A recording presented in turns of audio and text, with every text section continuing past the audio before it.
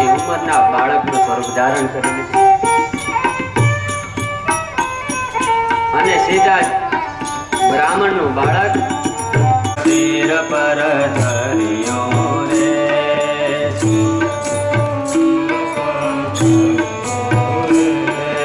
શ્વેત છત્ર શિર પર ધર્યો રે, તલ સાર મારા વાલમાં કર્મા વિષ્ણુ મન બની આવ્યા રે, લોક ચર્મ કાકમાં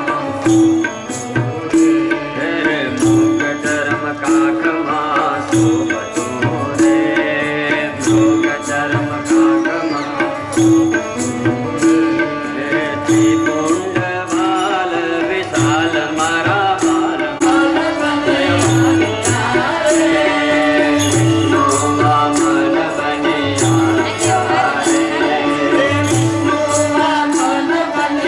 આવ્યા રે, વેદ સર્વ વાલ જગાવતા રે, વેદ સર્વ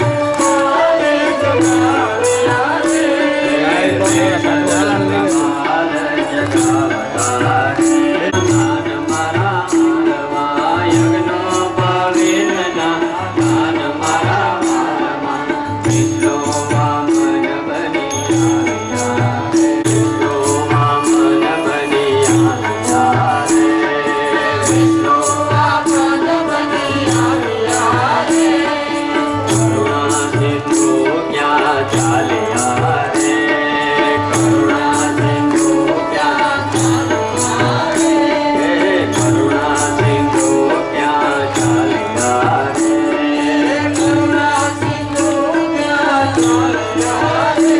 લોકો પૂછવા લાગ્યા, દિવ્ય તેજ છે હાથમાં કમંડલ, શિર પર છત્ર છે, મૃગચર્મ હાથમાં છે, દિવ્ય લલાટ છે.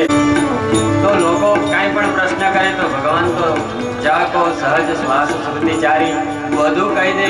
લોકો વખાણ કરવા લાગ્યા, અરે કેવા ગોરબાપ આવ્યા છે, 7 જ વર્ષની ઉંમરના છે, બહુ નીચા એવા નાના એવા છે, બહુ તેજસ્વી છે, બહુ જ્ઞાની છે.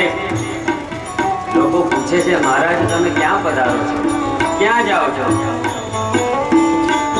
કરુણા સિંધુ ક્યાં ચાલ્યા રે, કરુણા સિંધુ ક્યાં ચાલ્યા રે, કરુણા સિંધુ ક્યાં ચાલ્યા રે, કરુણા સિંધુ ક્યાં ચાલ્યા રે, અધૂરી છે અમ આસ મારા વાલમાં, અધૂરી છે અમ આસ મારા વાલમાં, વિષ્ણુ વામન બની આવ્યા રે, વિષ્ણુ વામન બની આવ્યા રે, વિષ્ણુ વામન બની આવ્યા રે, વિષ્ણુ વામન બની આવ્યા રે, મટાડવા બીજો ઇન્દ્ર મારા વાલમાં, મટાડવા બીજો ઇન્દ્ર મારા વાલમાં, વિષ્ણુ વામન બની આવ્યા રે,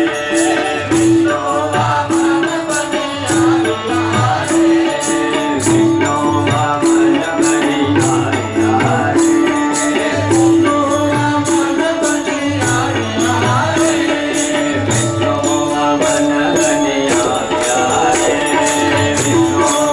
વિષ્ણુ વામન બની આવ્યા રે, વિષ્ણુ વામન બની આવ્યા રે,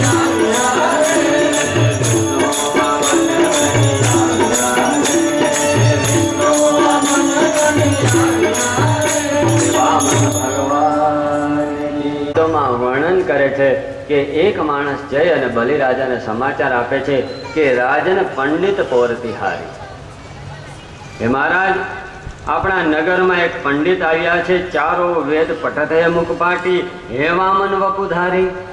સુરદાસજી વર્ણન કરે છે કે એનું શરીર છે ને એ તો બહુ નાનું છે, બહુ નાના એવા છે, નીચા એવા છે, પરંતુ ચારો વેદ પઠત અમૃત છે. નગર કે સબ નર નારી મોહે અબ લગી અલ્પ આહારી. હે મહારાજ, બહુ તેજસ્વી છે, તમે અવડો મોટો યજ્ઞ કરો છો તો એ યજ્ઞમાં તમે એ બટુક બ્રાહ્મણને તેડાવો.